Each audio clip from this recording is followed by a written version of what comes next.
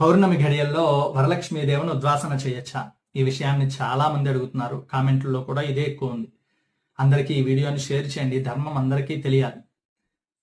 భౌమ భృగు ప్రదోషేషు ఉద్వాసనం న కుర్యతాత్. ఇది సూత్రం.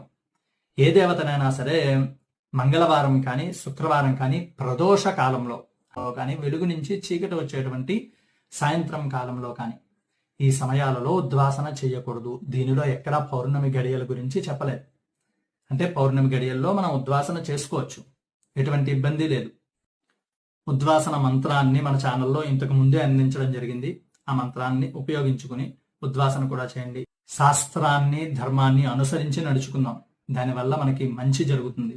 శనివారం రోజు ఉదయం దుర్ముహూర్తాలు అయిన తర్వాత ఉద్వాసన చేయొచ్చు. దుర్ముహూర్తాలు ఎప్పటి వరకు అంటే 7:45 వరకు. కాబట్టి 8 నుంచి మీరు ఎప్పుడైనా సరే ఉద్వాసన చేయొచ్చు. దీనిలో ఎటువంటి సందేహం లేదు. సర్వే జనా సుఖినో భవంతు.